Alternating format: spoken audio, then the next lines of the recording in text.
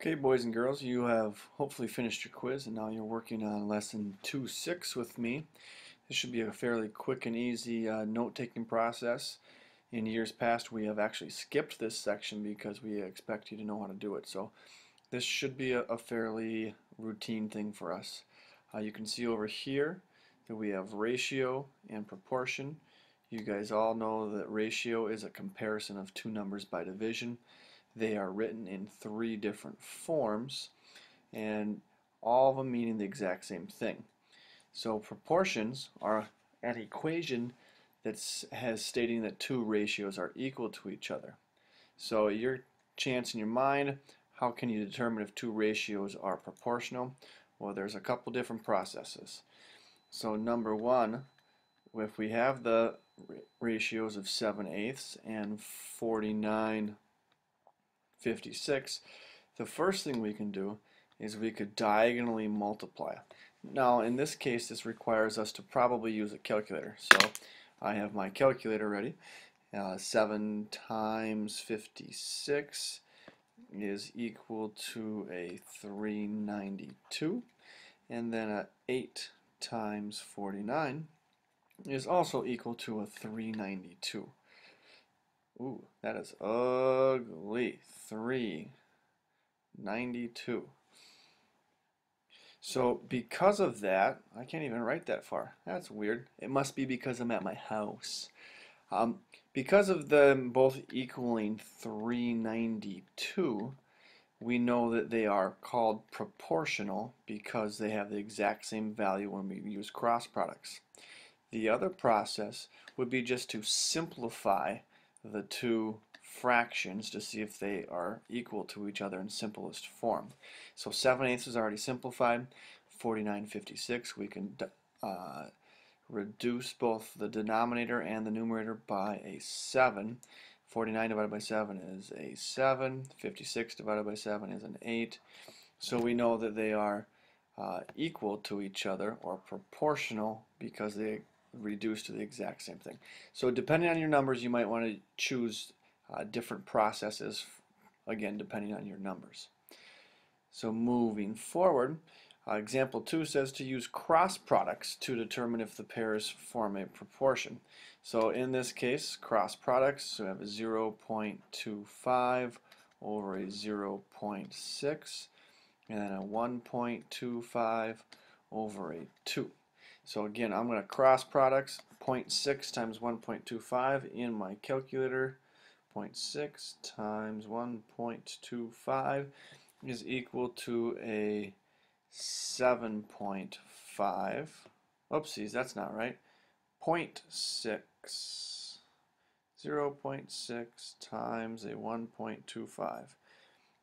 A 0.075. So I had fat finger syndrome.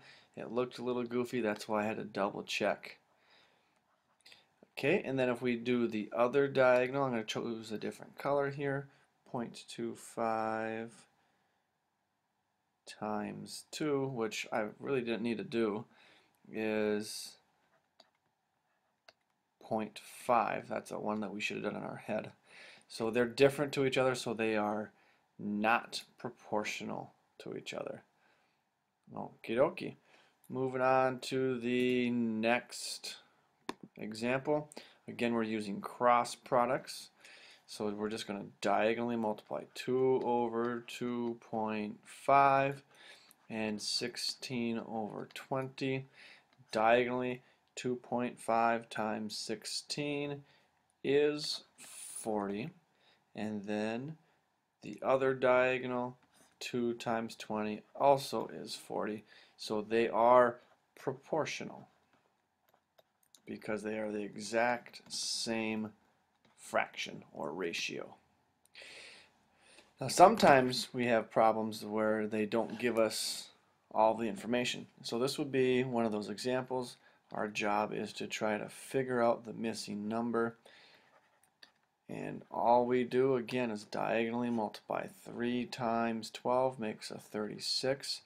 And because they say that they are equal to each other, this diagonal has to equal the other diagonal. So we set up ourselves with an equation because that diagonal equals this diagonal. So we get ourselves with 36 is equal to 8n.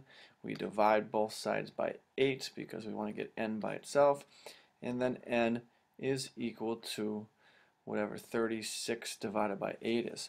Now 36 divided by 8 is not a very nice number. It's 4.5, or we could have left it if we divided them both by 2 as an 18 over 4, which turns into a 9 over 2. 9 over 2 or a 4.5, both are the exact same number, so either one of those will be just fine. Number 4, same process. This one's going to take a little bit more time because we have an x plus 4. So it's going to be a little bit more work for us, but that's okay. Diagonally multiply, we get 36. The other diagonal that we multiply, 4 times that x plus 4. When you see a problem like this, we know we have to, you're right, you guessed it, distribute. So we distribute the 4, and we get ourselves a 36 is equal to a 4x plus 16 minus the 16 from both sides. And I'm going to grab myself a little extra space here. Don't tell anyone. Okay, you can tell somebody. Now I've got my extra space, and we can keep solving. So 36 minus 16 is 20, and then that is equal to 4x, so divide by 4. You guys got this stuff. X is equal to 5. And you can plug it in just like we talked about in earlier lessons. If x is 5, 9 over 12 is the exact same thing as 3 over 4 because they are just different forms of 3/4. Alright, next example. A gear on a bicycle is 8 to 5. This means that for every 8 turns of your pedals, the wheel turns 5 times. So we have an 8 to 5. Okay, for some reason, again, my computer doesn't like me right now. Must be because we're at home, or my home. And we'll keep trying anyway.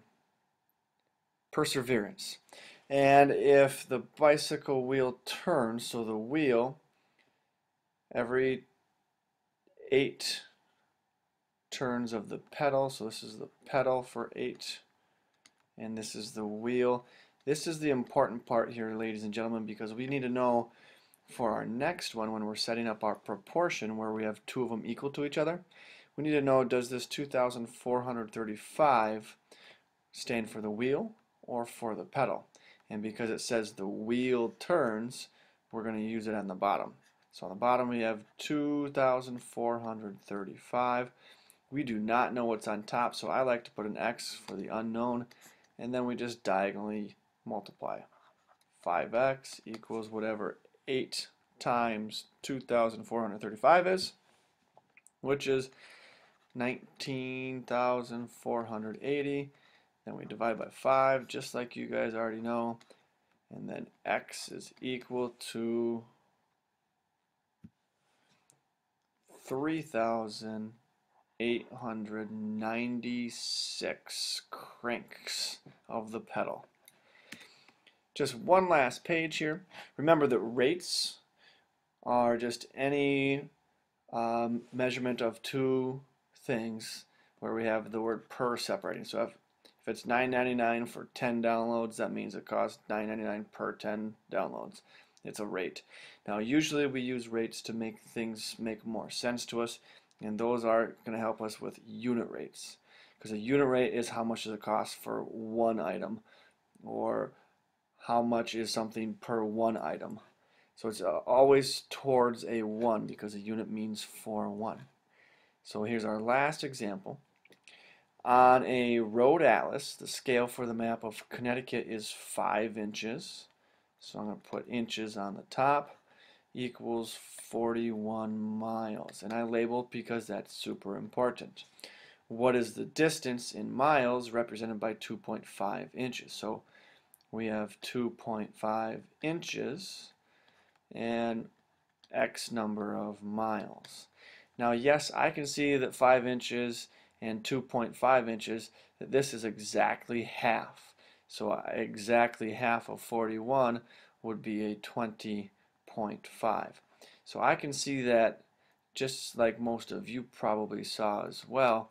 But again, the process that we should be dealing with if they're not nice is to use cross products to figure out x. So you should have written down a 5x is equal to 41 times 2.5, 102.5, and then divided both sides by 5. Now I just heard my son wake up, which is not a good sign for me. Sounds like it might be a long night.